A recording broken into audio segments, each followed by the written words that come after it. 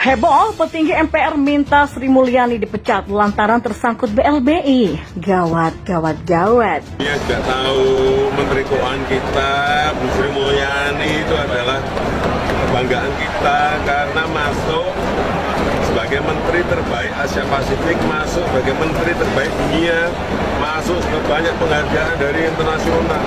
Semua orang menghargai kok. Semua orang hormat pada Bu Sri Mulyani. Dan kalau ada kita yang menyampaikan seperti itu, yang mungkin belum mengerti masalah ekonomi makro. Ya jangan salah, cara-cara seperti itu malah nggak produktif.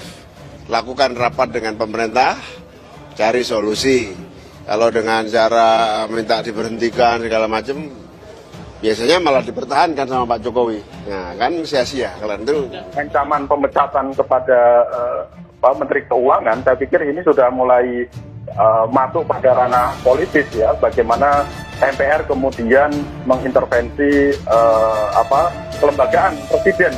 Penetapan menteri itu kan menjadi otoritas presiden ya. Nah ini yang saya pikir kita perlu melihat ya bahwa menjelang 2024 ini sudah mulai bermain ini beberapa menteri atau MPR ya, karena berlatar belakang politisi gitu. Ya, salah satu menteri andalan Jokowi di Kabinet Indonesia Maju adalah Sri Mulyani. Sosok wanita hebat satu ini selalu mendapatkan kepercayaan presiden lantaran keuletannya dalam mengatur keuangan. Pun dirinya tidak pernah takut berhadapan dengan mafia kakap yang menggerogoti uang negara. Sri Mulyani tidak takut menghadapi Abu Rizal Bakri yang terus menggolor pembayaran Lapindo, termasuk berhadapan dengan dua anak cendana yakni Bambang dan Tommy. Dan kini dengan berani ia menyerempet petinggi MPR. Bukan tanpa sebab, ini lantaran karena nama wakil ketua MPR terseret kasus BLBI yang kini tengah diaudit oleh Sri Mulyani. Alasan pemangkasan anggaran dijadikan alasan agar Jokowi memecat Sri Mulyani.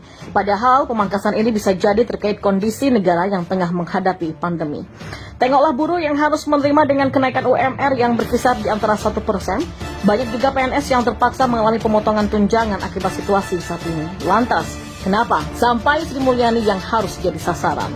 Ya, sebelumnya, seperti dilansir dari sindonews.com, MPR meminta Presiden Jokowi untuk memecat Menteri Keuangan Sri Mulyani. Hal ini disampaikan Wakil Ketua MPR RI Fadel Muhammad berdasarkan hasil rapat bersama 10 pimpinan MPR RI. Fadel menjelaskan, alasan MPR ingin Jokowi memecat Sri Mulyani karena minimnya anggaran MPR RI. Padahal saat ini MPR memiliki 10 orang pimpinan, sementara saat MPR masih 5 pimpinan, belum pernah ada pemangkasan. Sekarang anggaran MPR terbatas, padahal pimpinannya ada 10. Anggaran kita juga mengalami penurunan. Padahal dulu waktu pimpinan masih 5, anggaran yang diberi tidak diturunkan, kata Fadel. Kemudian sambung Fadel, Sri Mulyani juga menjanjikan akan melakukan rapat dengan MPR RI sebanyak 6 kali, sementara yang terrealisasi hanya 4 kali. Pimpinan MPR rapat dengan Kementerian Keuangan sudah ada janji tapi banyak yang batal dilakukan. Karenanya kita dari pimpinan MPR mengusulkan kepada Presiden untuk memberhentikan Saudara Menteri Keuangan karena tidak etik dan tidak cakap melakukan kebijakan negara, desaknya. Fadel mengaku MPR kecewa dengan berbagai sikap Sri Mulyani, terutama terhadap MPR RI. Bahkan beberapa teman di kabinet ada yang menyebut ada konflik dengan Menteri Keuangan. Berita aneh ini, kalau ditelusuri lebih dalam, ternyata terkait dengan kasus BLBI yang ditangani oleh Sri Mulyani. Usut punya usut, sang wakil ketua MPR ternyata punya hutang yang belum dibayar. Luar biasa.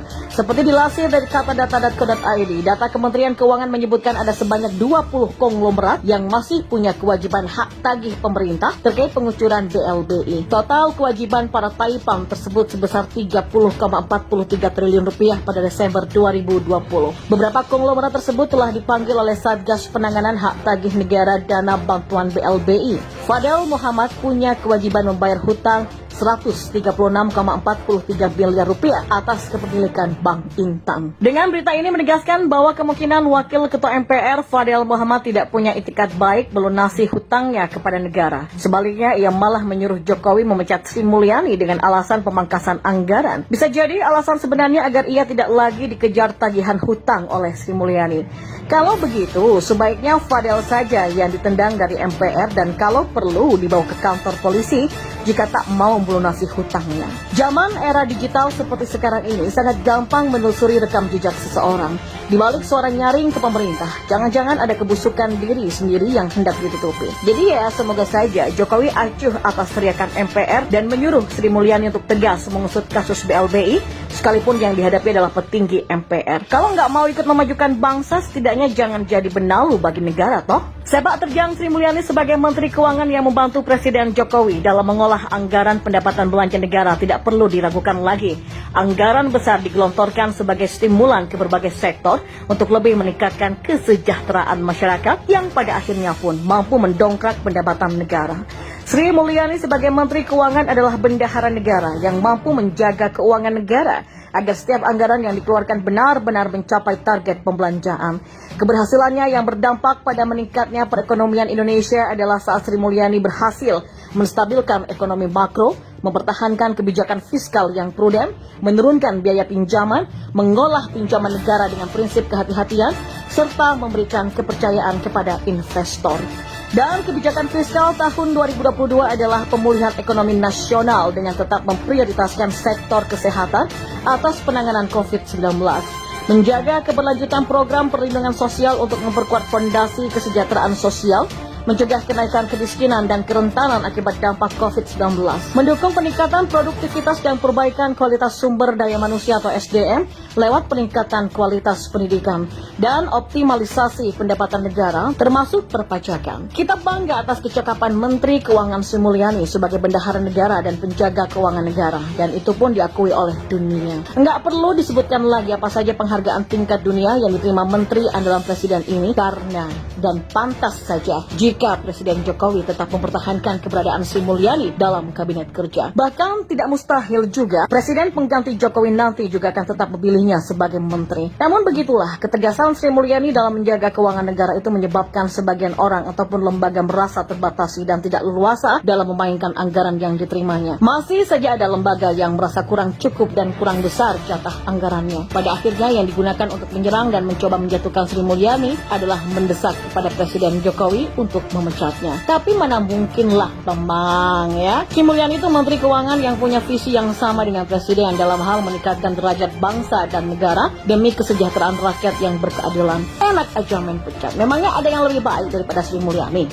Desakan pemecatan itu disampaikan oleh MPR lewat Wakil Ketua MPR Fadel Muhammad dari hasil keputusan rapat 10 pimpinan MPR yang dilakukan secara hybrid, online dan juga offline. Desakan pemecatan muncul karena Menteri Keuangan Sri Mulyani dianggap tidak cakap dan dinilai merendahkan MPR. Tidak cakapnya Sri Mulyani versi MPR berbanding terbalik dengan realisasi hasil kerja yang dilakukan oleh Sri Mulyani selama menjabat Menteri Keuangan. Justru Sri Mulyani menunjukkan kecakapan tingkat tinggi dalam hal menjaga keuangan negara, mencermati penggunaan belanja negara agar tidak dihambur-hamburkan dengan seenaknya. Diakui atau enggak diakui, pada kenyataannya terjadi peningkatan fiskal signifikan di berbagai sektor real yang berdampak pada meningkatnya pendapatan negara. Lantas dalam hal apa dianggap tidak cakap? Apakah karena tidak menaikkan anggaran MPR yang konon dianggap anggaran MPR terbatas?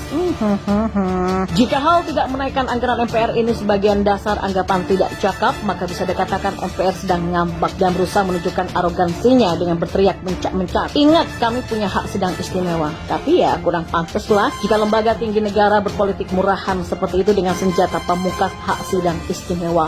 Sidang istimewa itu peristiwa sakral dalam dunia politik di Indonesia, di mana Presiden menyampaikan pertanggungjawaban atas pelaksanaan putusan MPR. Politik mesti ada teknik dan strateginya, nanti dia hajar dari luar. Kalau Presiden tidak mau, jangan lupa MPR punya hak sidang istimewa. Wah. Kewajiban lembaga tinggi negara yang seharusnya mampu dibentengi oleh anggotanya dengan cara-cara politik indah, tetapi lebih dipilih dengan arogansi kekuasaan. Sehingga dalam pikiran rakyat yang dimajelisi muncul pertanyaan, apakah reformasi agar penerapan mekanisme antar lembaga negara untuk saling mengimbangi dan saling kontrol atau check and balance antar lembaga negara sudah berjalan? Jika sudah berjalan, tentunya Sri Mulyani sudah mengadakan perhitungan dengan cermat sebelum menentukan besar kecilnya anggaran MPR.